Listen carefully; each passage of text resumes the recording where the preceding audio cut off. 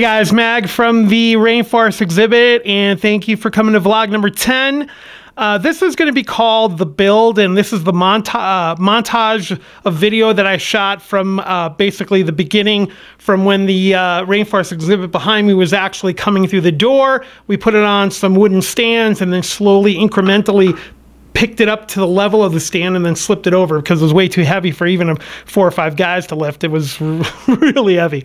So anyways, so we have it pretty much about 2 weeks to completion behind me. In this time, we are going to be installing the Mist King misting system, the fogger, the seamless sump from Custom Aquariums.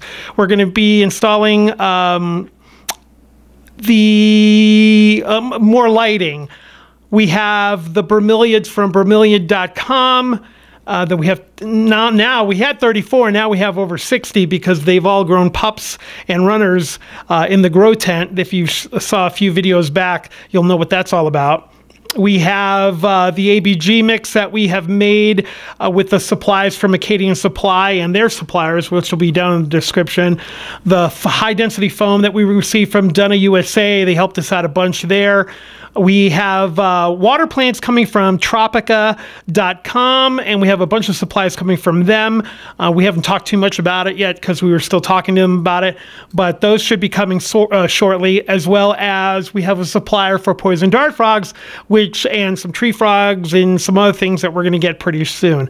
We have purchased supplies from Amazon and Joss's Frogs, which was really a great experience. They're not a sponsor or anything, but we really appreciate all the help they gave us with springtails and some other products that we received, and there'll be information about that, especially on the website, and on Instagram we have a lot of pictures of some of the things that we received from them. So right now all I'm going to do is I'm going to tell you what's going on in the montage video, and I'll just talk over the images and keep you up to speed with everything that you're seeing.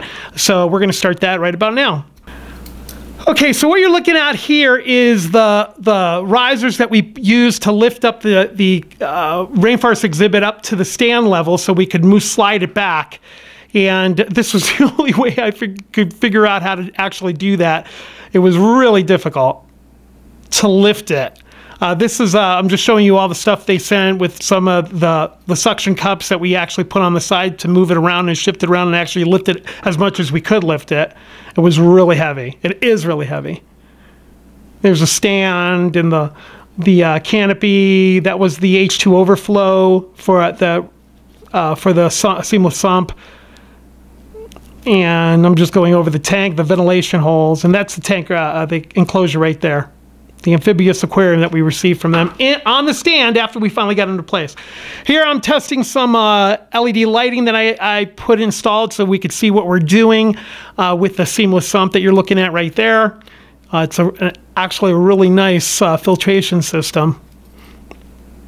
Here it is, some of the LED lighting I put at the top, Current Pro that we use, and there's some of the fake rocks that we've received from Scott Allen from VIVARIUM Works, and you can see some of them on there behind me. Okay, here's the high density foam that we received from Donna USA, and basically this is when I carved it, the ruins out of the foam, and now I'm playing with the paint. I've changed the paint like 3 times already because I really wasn't too happy with it, but now I think I have it to where I need it. And here's the other high density foam with the cave, and I'm testing out this a little light I put underneath that's waterproof, so it can get really wet without having any problems. It's actually a submersible light in water, but I hooked it up above it and it's fine. It came out really nice. And those Aztec ruins or ancient ruins I made right there, I carved out of the Donna Group, Donna USA high density foam as well. And that's just some of the stuff. The driftwood is from my good friend Amy from the Etsy store, Life is Beautiful and Unique. And she gave me a whole bunch of cool driftwood. And you can see some of them there. And here I'm just playing with the lighting. That's they call that Moonlight, I think it is. And there's all these different programs on the remote, and I'll go over those later when we actually install it. But yeah, it's really cool. I was actually playing with it. There is, I put a mirror there, and that little mirror, I'll get more into detail about that later, but this mirror is gives it a look like it keeps going further in than it actually does. And so these are some of the fake rocks from Vivarium Works. This is the control panel that I made from ABS plastic and carbon fiber vinyl sticker. I'm using a tablet along with the Current Pro remotes and the controllers and timer and the misting system timer at the top. The tablet I'm still working on getting a user interface for, but I really like the way this came out. I'm really excited about it, actually. It came out really well. And I was going to make a more of a controlled, aspect, but I like using all the production timers and everything. I think they look kind of neat. So I really didn't feel the necessity to put it all on one program or anything, because basically I'm just going to set them up and let it run and just add water or whatever I need to it. But that's just a 7-inch tablet. It's just a generic tablet that I'm using. And let's see, I'm going over that's the misting system and the Current Pro timers right there. So looks pretty cool. I'm excited about it. I'm pointing to something. I don't even know what the heck I'm pointing. Oh, I'm showing the carbon fiber vinyl sticker that I applied to it, which also came out pretty good. I got that on Amazon. I forgot the name of the company. I think it's Vivid. And it was really nice, heavy-duty sticker. This is the high-density foam that I'm using for a stream and for the ancient ruins. This is the front of the waterfall, and that will be going up behind that one corner rectangle ruin right there. And the waterfall here, I'm just figuring out how I'm going to make it waterproof so it's spilling over the front. Now this is the false bottom that I built from the Dunna Group's high density foam. This is U200 actually. It's the real dense foam that was actually the cover for the U100 foam that we're using. And it was so solid that I figured, I didn't want it to go to waste, so I'm using that as a false bottom instead of the U100 foam, which I used to carve the ruins. But this is all the clay balls being put in for the drainage layer. That these are the clay balls I got from Joss's Frogs. Actually, it's a really good deal. They're 50-liter bag. I'm telling you before they raise the price. Go check it out. You get a lot for the price. If you put this into the little bags, for the quantity you get, you probably spend about $200, and it was only like 35. So hopefully I didn't ruin it for anybody by telling them, alerting to such a great deal, but I'm sure they know. But that's why you go there, right? It's got really good prices. I mean, that's what I found out. I really like what they do over there. So I actually called them to be a sponsor, and they gave me the hi-ho. So, but they're good. So maybe I don't know. I don't know. Maybe I said something wrong.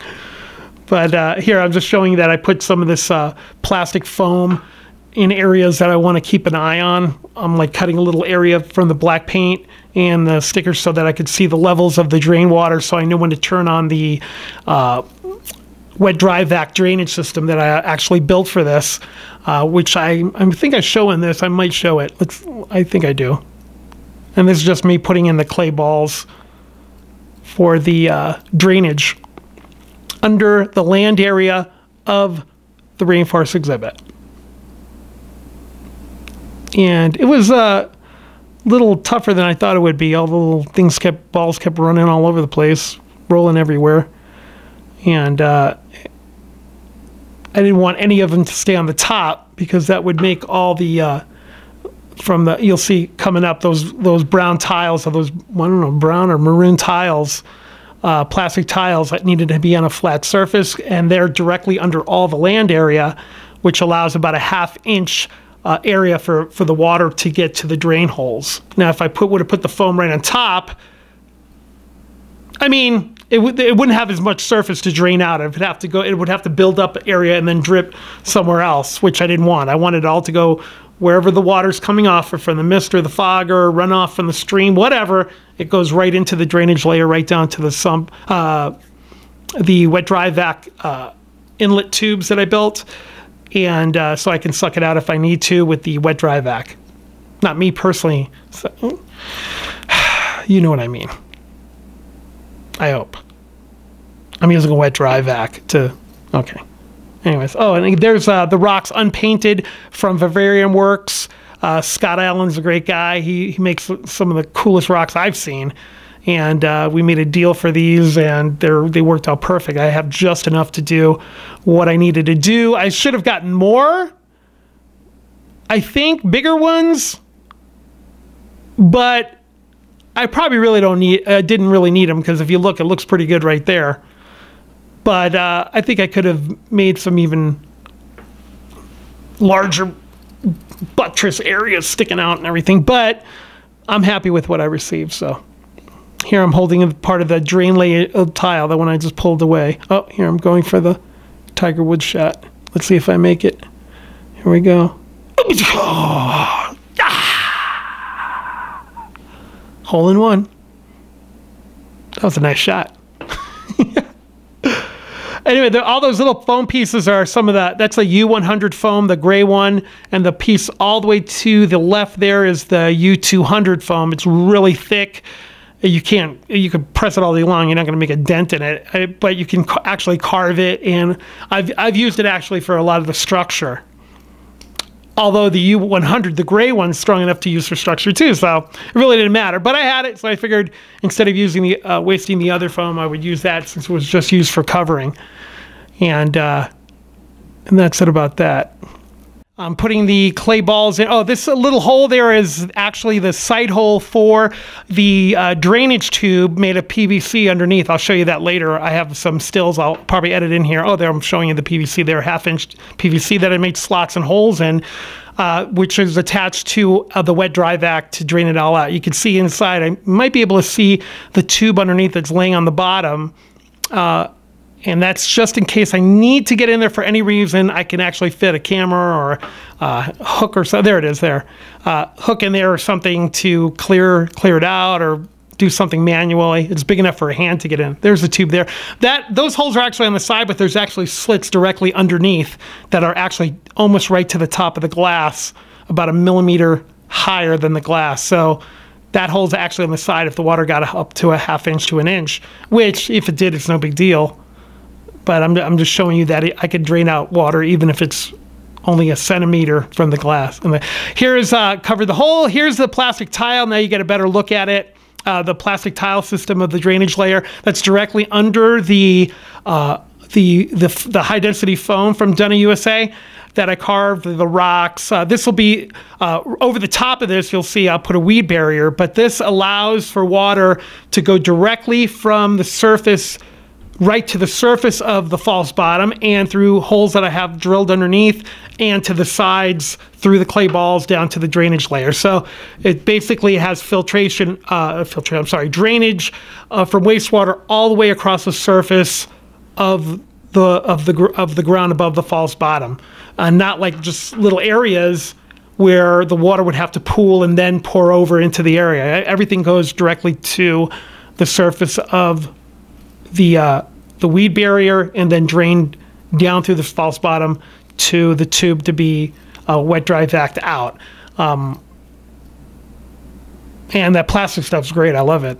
It actually held up really well. I actually had to silicone it to the false bottom just in the little areas just to hold it, because when I was putting in the fake rocks and the fake ruins, they're really heavy, so they were moving a little bit of the false bottom. So once I did that, it was sturdy enough to put it where it wasn't sliding. I actually had help lifting it and putting it in there, so it worked out pretty good. I really like this stuff. It's not sturdy enough to make a false bottom of its own. Maybe if you could if you zip-locked it together, I would do that. Not zip-lock. Did I say that? Zip tie. Yeah, zip ties.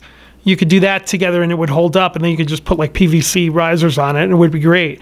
I think it's better than the egg crate, but you know, for the price, I think you get a lot more of that than you do for the egg crate. Except that you'd have to, well, with egg crate, people use the PVC too anyways.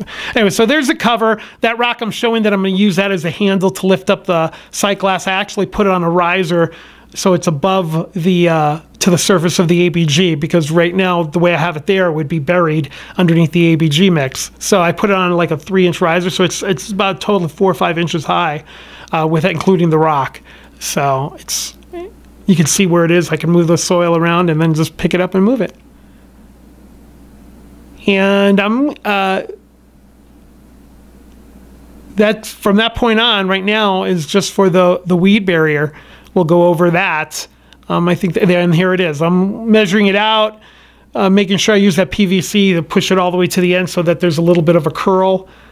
And yeah, doing it with the hand right there. A little bit of a curl, and so that it's all the way around the surface of it, which it is. Even after I put all the ruins and the rocks and everything in there, it stayed in place, and I had no problem. Now it's the drainage layers, primo. Everything will drain right to the drain tube, or, you know, an inch. Doesn't really matter. It could build up an inch, 2 inches, whatever. It would have to go up. There would have to be at least 8 inches of water in the drainage layer to reach the bottom of the high density foam. And that's not going to happen. So I'll never have a problem. And here is, this is where I put the LED lighting in. I drilled a hole through the high density foam, and I stuck the light in. That was the light right there in a glass tube, and I stuck it through there, and I used actually these plastic automotive clips to stick into the high density foam to hold the wire to it, so that when I put plants and everything, you won't see this wire flipping around. It's actually right now really perfectly pressed against the high density foam that makes up that muddy wall rock area right there. All those are planters, so ABG mix is going in every single layer. You're only going to see little bits of the front at times. And I made that high density foam using a wire brush and a chisel, rubber mallet, and just carving and cutting and scraping, and it was crazy. But it was a lot of fun. I actually like doing it. I mean, I would do things, I think I would do things a little differently now that I've done them. But that's part of learning, you know. You do things. Some things are hard. Some things are less than so, and you make a process after that that's a little bit easier, and a process after that a little bit easier, a little different, or you take different steps. So this is just the LED light for the cave underneath the high density foam muddy wall that goes back. And here's an overlook of the weed barrier cut. And I'm lifting the hole again just to show you one more time. The drainage hole, I don't know if I'll leave that in there, and how I cut the X shape out of the foam. And that's a rock I use from VIVARIUM. Works on a high density foam stand that I made. I hand carved it and actually epoxied it to it. And now it's actually one whole piece. That rock was just one 4-inch slab of foam, and the way he makes his rock. Here's others that we've painted and turned into looking rock. There's some ruins that I've carved out. I keep getting picked on for that face right there. But that's actually from a ruin that I saw. Now I can't find it for some reason, but it's true. I'm not lying. Anyways, the one on the bottom left is what I'm getting hit on all the time. Anyways,